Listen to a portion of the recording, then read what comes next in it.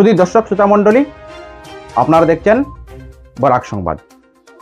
এই মুহূর্তের একটি গুরুত্বপূর্ণ সংবাদ নিয়ে আপনাদের সম্মুখে উপস্থিত আমি খয়রুল।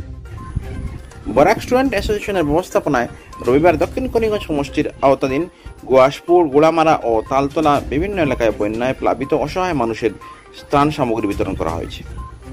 আলু, ডাল, পেঁয়াজ, লবণ, বিশুদ্ধ পানীয় জল, বিস্কুট, মুড়ি ইত্যাদি সহ অসহায় মানুষের হাতে তুলে দিয়েছে।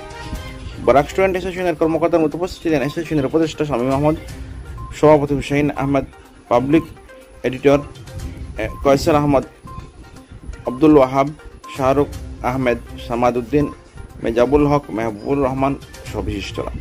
সংগঠনের কর্মকর্তারা জানান, তারা একটি ছাত্র সংগঠনের পক্ষ থেকে মানুষের প্রতি অতি বিপদের সময় পাশে দাঁড়াতে পেয়েছে, এটা তার সৌভাগ্য। এই ত্রাণ সামগ্রী বিতরণের ক্ষেত্রে নিলামবাজার, বাড়িগ্রাম, আসিমগঞ্জ এবং পাথারকান্দির ব্যবসায়ীদের বিশেষভাবে সহযোগিতা করার জন্য তাদেরকে সাধুবাদ জানিয়েছেন অ্যাসোসিয়েশনের কর্মকর্তারা। আসাম সরকার তথা ভারত সরকার বন্যাপ্লাবিত অসহায় মানুষের সাহায্যের জন্য কোটি কোটি টাকা বরাদ্দ করলেও রীতিমতো সঠিক সময়ে উপযুক্ত হিতাধিকারীর হাতে পৌঁছছে না বলে তারা অভিযোগ করেন। বন্যায় প্লাবিত এলাকায় মানুষের হাতে তার সরকারের ত্রাণ সামগ্রী পৌঁছে দেওয়ার জন্য করিমগঞ্জ জেলার জেলাধিপতি পুলিশ সুপারের দৃষ্টি আকর্ষণ করেছেন অ্যাসোসিয়েশনের কর্মকর্তারা। মোল্লাগঞ্জ থেকে আব্দুল হামিদ লস্করের প্রতিবেদন। আজকে আমরা বরাক স্টুডেন্ট অ্যাসোসিয়েশনের ব্যবস্থাপনায় আমরা করিমগঞ্জ ডিস্ট্রিক্ট কমিটি আমরা অসহায় মানুষের পাশে দাঁড়ানোর জন্য একটা পদক্ষেপ নিয়েছি। আমরা বিশেষ করে লিলামবাজার, বাড়িগ্রাম, আসিমগঞ্জ, পাথারকান্দি এলাকা থেকে দোকানপাট এবং ব্যবসায়ী মানুষের কাছ থেকে আমরা কিছু চাঁদা কালেকশন করে এবং ওনাদের সাহায্য সহযোগিতায় এবং আমাদের পরিশ্রমের মাধ্যমে আমরা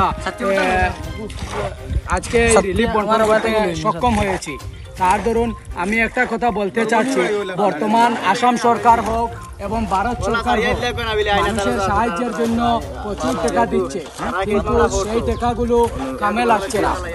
জিপি প্রেসিডেন্ট, ওয়ার্ড মেম্বার সেই টাকাগুলো ওনাদের পেটে ঢুকে দিয়েছেন, অসহায় লাঞ্ছিত বঞ্চিত মানুষের টাকাগুলো দিচ্ছেন না।